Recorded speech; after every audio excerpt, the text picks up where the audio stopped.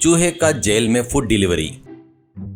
एक गांव में एक बहुत बड़ा ज्योतिष रहता है। उसको गंगाराम बोलकर एक लड़का रहता है। मरते मरते ज्योतिष गंगाराम को बुलाकर, तो बेटा तेरा भविष्य बताता हूँ, सुन। ये सुनकर तेरे भविष्य को कैसे लिखता है लिख ले बेटा। तू जन्म से ही दलिद्र है। तेरी जिंदगी घूमते रहने वाली है। दुष्टों पर उपकार करके प्रति उपकार पाएगा। कुछ समय के लिए जेल में भी रहेगा। तेरे ऊपर मरने का दंड भी रहेगा। उससे बच गया तो उसके बाद तेरा राजयोग शुरू होगा, ऐसा कहता है। गंगाराम को उसके पिताजी के ज्योतिष पर पूरा भरोसा था, इसलिए वो जेल के लिए और मरने के डर के लिए राह देखते हुए गांव में क्यों बैठूं? दलित के लिए तो सभी गांव वाले खुद ही है ना। अपनी भटकती जिंदगी है करके पिताजी ने बताया है। इसलिए गंगाराम काशी जाकर गंगा नदी के किनारे बैठकर शिव ध्यान करते हुए आगे के लिए भी थोड़ा पुण्य जमा करने का निर्णय लेता है। ऐसे वो काशी जाने का रास्ता पकड़ता है। बहुत दूर तक सफर करने के बाद एक दिन दोपहर में उसको प्यास लगती है, तो उसको रास्ते में एक कुआं दिखाई देता है।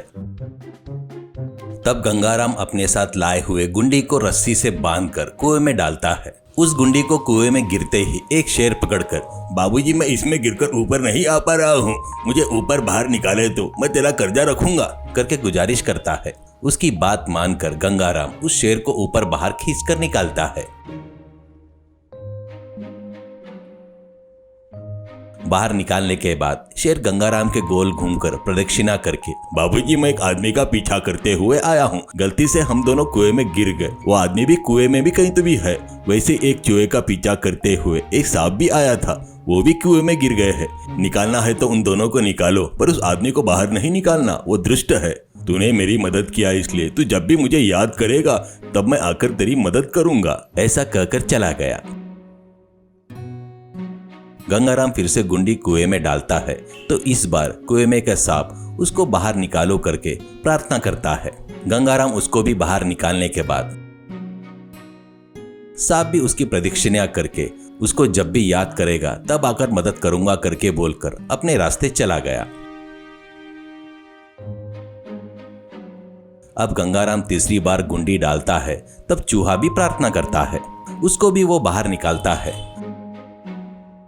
चूहा भी उसकी प्रदक्षिणा करके मदद करूंगा करके बोलकर वहां से चला गया।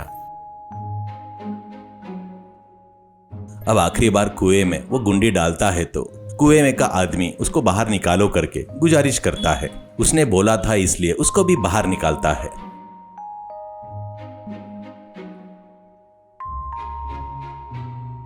ऊपर बाहर आने के बाद वो आदमी, बाबूजी मेरा नाम मानिकराम है, मैं एक गहनों का व्यापारी हूँ, मेरा सूरत शहर है। ये जंगली जानवरों ने तुमसे जो बोला है उनकी बातें सुनकर उन पर यकीन मत करो। तुम मेरे घर पर आकर मेरा अतिथि स्वीकार कीजिए, ऐसा कहता है। वो बातों से गंगाराम बहुत खुश होकर, अभी मैं काशी जा रहा हूँ, दोबारा जब भी आऊंगा तब पक्का तुम्हारे घर पर आऊंगा, कहकर मानिकराम से विदा लेकर आगे बढ़ जाता है। वहां पर कुछ साल निर्वाचन करने के बाद अपने गांव की उसको याद आती है, तो वो अपने गांव के तरफ वापस आ रहा था। उस कुएं के पास आते ही उसको शेर, सांप और चूहे की याद आती है। शेर ने बोला सो बात कहां तक सच है ये जानने के लिए वो उसको याद करता है। तुरंत ही शेर अपने मुंह में एक मुकुट पकड़कर आता है। वो उस मुकुट को गंगाराम को देकर, मेरे से और कुछ मदद चाहिए क्या करके पूछता है। तो वो, अरे नहीं नहीं कुछ नहीं, बस ऐसे ही एक बार देखना चाहता था करके कहता है गंगाराम। उसी तरह वो सांप और चूहे को याद करता है, वो भी आते हैं। सांप उसको सांप काटने से मरने वाले को जिंदा करने की शक्ति देता है। बाद में वो दोनों चले गए। फिर गंगाराम को मानिकराम को देखने की इच्छा होती है। उसका अतिथि स्वीकार करना ही नहीं, शेर ने उसको दिया हुआ मुकुट को उसको बेचकर पैसे ले सकते करके विचार आता है। वो उस मुकुट को अपने बैग में रखकर मानिकराम के घर पहुंचता है। मानिकराम गंगाराम का स्वागत करके अतिथि सम्मान करता है।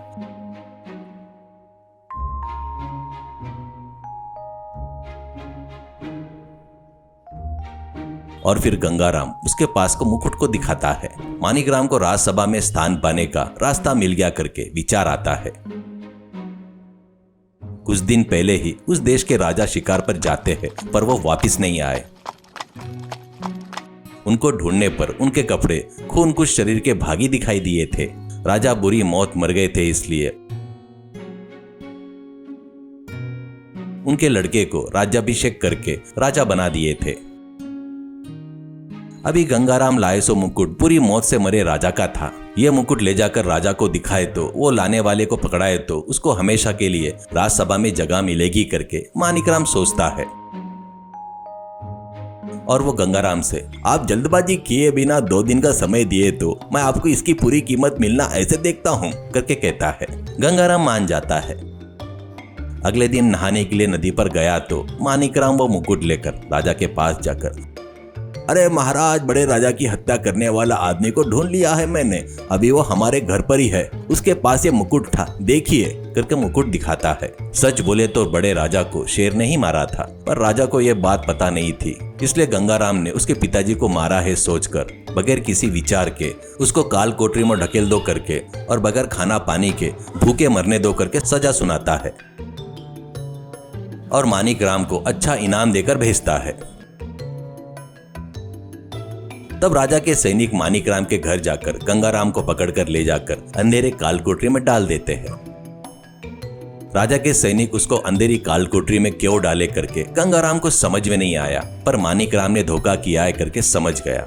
उस स्थिति में उसकी मदद करने वाला कौन है, शेर, सांप और चूहे के सिवा करके गंगाराम उनको याद करता है।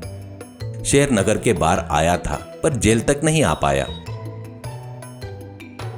पर सांप और चूहा वो जहां पर था वहां तक अंदर आ गए थे और वो लोग गंगाराम को जान का नुकसान नहीं होने देना करके जबान देते हैं। बाद में शेर और सांप मिलकर राजा को सबक सिखाने के बारे में निश्चय करते हैं। उस बीच उसी राज्य में शेर का डर, सांपों का डर बहुत बढ़ गया था। इस बीच बहुत सारे चूहे गंगाराम के अंदर ही काल कोठरी में सुरंग बनाकर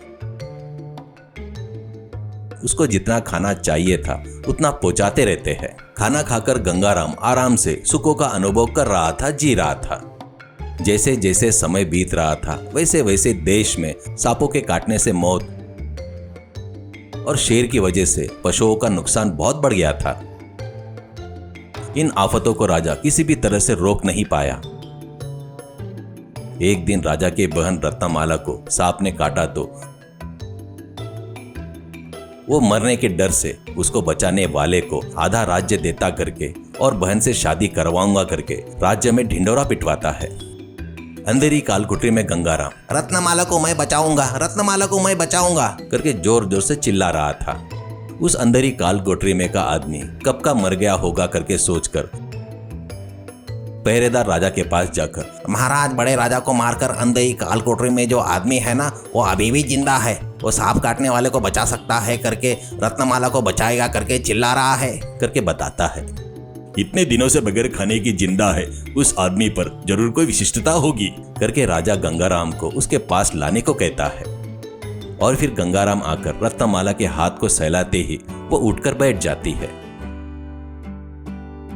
तब गंगाराम हुआ सो राजा को बताकर उसको चूहे ने खाना देकर बचाए वैसे ही और शेर और सांप उसी के कारण राज्य में हरकत किए होंगे करके बताता है। वो छूटने के बाद उनका डर नहीं रहेगा करके कहता है। उस तरह देश में शेर का डर, सांपों का डर पूरा खत्म हो गया। अब राजा अपनी बहन की शादी गंगाराम से करवाता है और जैसा बोला था वैसा ही आधा राज्य भी उसको देता है। इससे गंगाराम को पिताजी ने बताया हुआ ज्योतिष सच में पूरा हो गया।